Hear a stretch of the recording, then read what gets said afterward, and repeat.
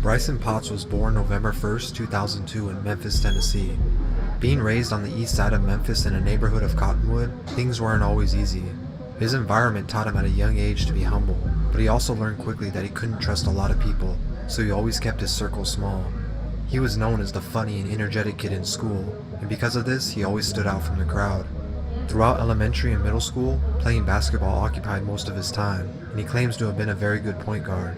But by the end of middle school, he had already started getting in trouble for petty things, so he knew playing ball probably wasn't going to be a lifelong career. At the time, Lil Wayne was arguably the biggest artist in the world, and also being from the South was a huge inspiration to him. He would often study Lil Wayne's lyricism and charisma.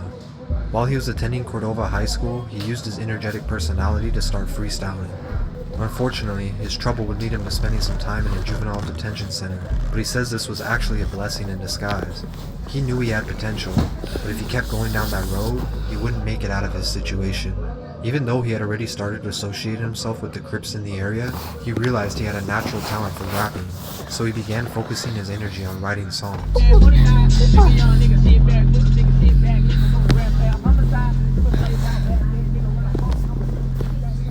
At the time, he says he was in a pretty dark place, and the only thing that kept him going was visualizing himself on stage performing one day. He built a reputation at school for his freestyling skills, and some of them would gain a small amount of attention on Instagram. For about a year, these freestyles would build him a small following of people.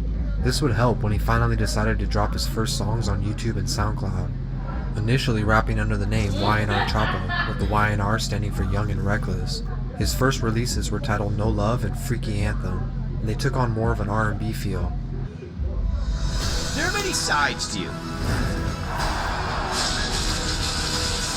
and every one of them deserves the best. Introducing Max, the one to watch. This is my comeback. Start yours at purdueglobal.edu. Initially, these wouldn't bring much traction to his name, and he admits later he wasn't feeling his first songs. But throughout the year, he continued to work on his style until it was something he was proud of. Although he had only been rapping for a few months, he still managed to release a full-length mixtape in the summer of 2018. He titled it No Love Takeover.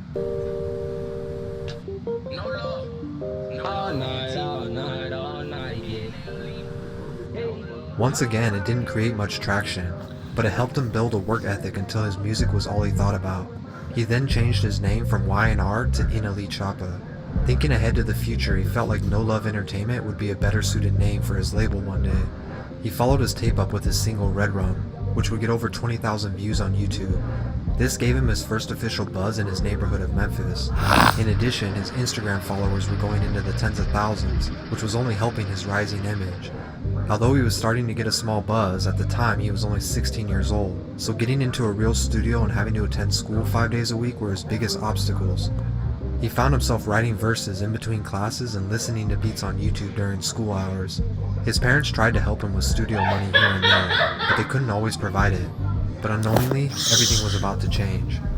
In December of 2018, a group of Memphis rappers released a song titled No Chorus Part 3 under the name Shotta Fam. The first verse was no other than NLE himself, and it's easy to say he stole the show. The song blew up to over 100,000 views, and everyone wanted to hear more from Choppa. With this type of attention, he knew he needed to follow this up with more music. Almost immediately after, he dropped his single Drip, which would also be his first music video. With every new release, his views were going up, so he continued to apply pressure. While at school one day, he found a beat on YouTube that he knew was going to be his next hit. He immediately started writing a new song. He knew this song was going to be different, so he asked his parents for $150 so he could release it with the music video. When he finished it, he named it after a popular Jamaican term, Shotta Flow. Everything got in touch with Turner goes. We're gonna come a little different this time. Hey. Might just get it, June.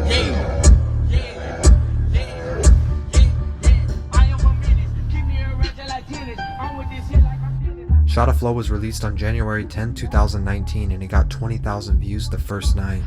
When NLE Choppa woke up the next day, the song was already pushing 100,000 views. A few days after its release, Pitchfork highlighted the track as its song of the day, and they praised him for his energetic delivery. Despite them calling his lyrics generic, it was his energy and dance move that helped form the hit song. By the end of January, the song was already reaching all corners of the internet and accumulated over 10 million views. Of course, almost immediately, record labels and rap moguls were trying to sign the 16-year-old rapper. By February, Choppa was in the studio with no other than Birdman playing music and talking business. Despite getting offers for millions of dollars, Choppa turned down everything thrown his way.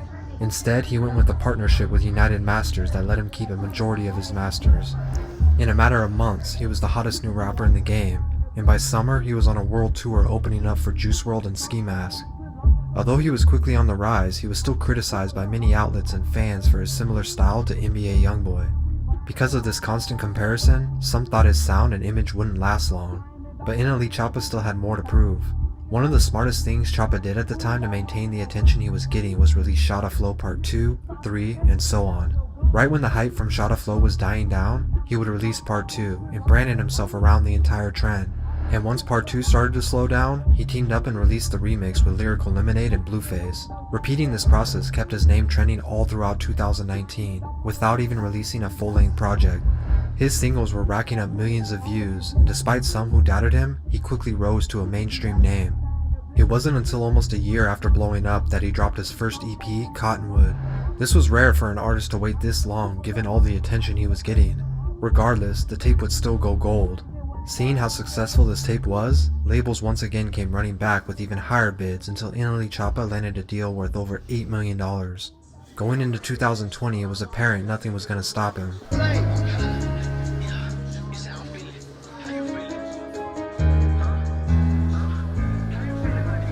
NLE dropped his debut album, Top Shotta, which would also sell over 500,000 copies and go gold once again.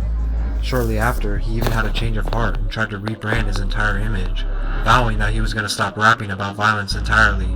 He wanted to start spreading positivity and even opened a health and wellness shop to sell various products. He then went on to create a new YouTube channel called Awaken Choppa. He used this to vlog parts of his life that he felt people didn't see in his music, speaking on the power of meditation and holistic living.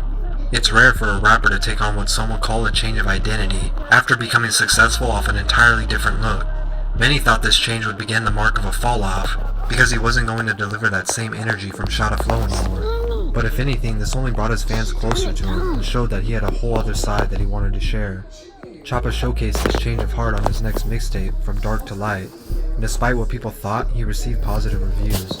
On top of it, he still made the XXL freshman list and continued to gain even more popularity. All throughout 2021, he remained a staple in the rap community, even after making claims that he wanted to quit rap altogether to become a herbalist. This of course never happened, and shortly after, he was back to making the same hype music his initial fans fell in love with. But he had already proved his point that he was here to stay. No matter what kind of music or image he decided to portray, he showed that his fans would follow him. Me vs. Me is his newest tape, and it reverts back to his 2019 sound that made him famous.